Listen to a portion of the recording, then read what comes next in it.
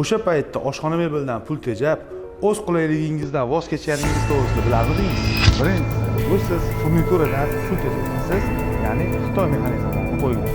Bu sizga 1-1,5 yildan keyin boshingizni og'rishiga sabab bo'ladi. Mani maslahatim bo'lsa sizlarga Avstriya yoki Germaniya.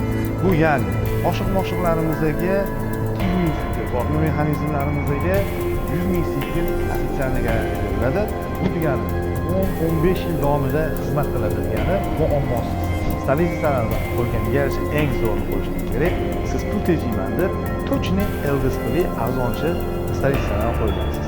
Bu sizga diskomfort oladi. Ya'ni ishib ketadi, qirilib ketadi va uzoq muddat xizmat qiladi. Mani maslahatim bo'ladigan bo'lsa, kvars toshlar. Bu qirilmaydi, issiq kuymaydi va uzoq muddat bu ma'noga ikkinchi masala.